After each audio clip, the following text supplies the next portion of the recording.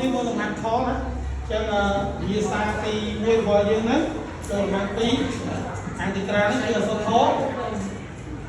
អានទីក្រាក៏ដល់ពី0ទៅ1មួយនៅលើ x បូក1 x ឲ្យតែអូនឃើញបែបហ្នឹងអូននឹងសម្លឹងទៅដល់មុននេះគេនេះមុននេះអានទីក្រាគួយព្រីមនៅលើអុយដេx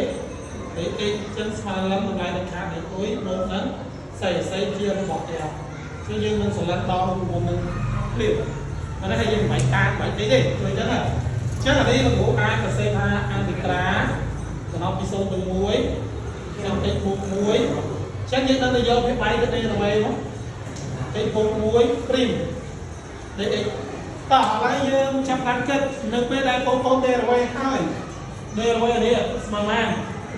មួយស្មើរបស់ដើមទេ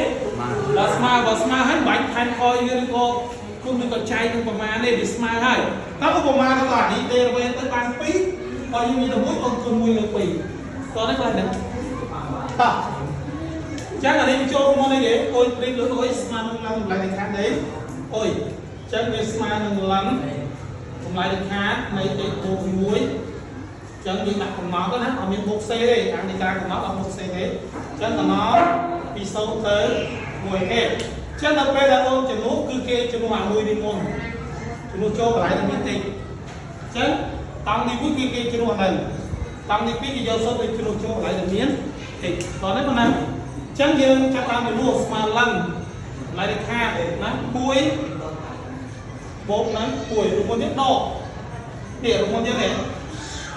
ចឹងស្មើ n ទៅដល់ n នេះតោះឥឡូវមើលទៀតឡើងតម្លៃខាតពី0បូក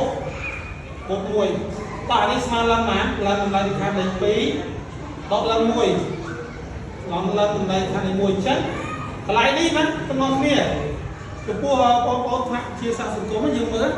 ទោះបីជាកន្លែងនេះសញ្ញាដកក៏ដោយក៏យើងđangចេញពីតម្លៃនៃខាតនោះវាមានចំណុចមានអ្នកខ្លះឧទាហរណ៍ថាឡើងនេះមានអ្នកខ្លះអូនលេខគាត់ដាក់ដកឡើង2នេះអញ្ចឹងអានឹងជាកំហុសហើយឡើងនៅអានឹងទោះបីជាលេខវិជ្ជមានខ្លះវិជ្ជមានដល់ក៏ស្មើនឹងឡើង2ដែរអញ្ចឹងអានេះបានត្រឹមត្រូវតោះនេះហើយមានអ្នកខ្លះទៀតអានេះគាត់បញ្ចេញឡើងដក2នេះ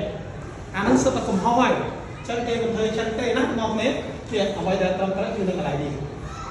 យល់ទេអញ្ចឹងដោយសារនេះវាវិជ្ជមានស្រាប់អញ្ចឹងចេញមកឡើង2ដកឡើង1ឡើង1ស្មើម៉ានទៀតឡើង1ស្មើម៉ានអត់អត់សូវណាបាទអញ្ចឹងចម្លើយយើងគឺនៅសល់ឡើង2ពេកហ្នឹងខាងនេះក្រៅនេះ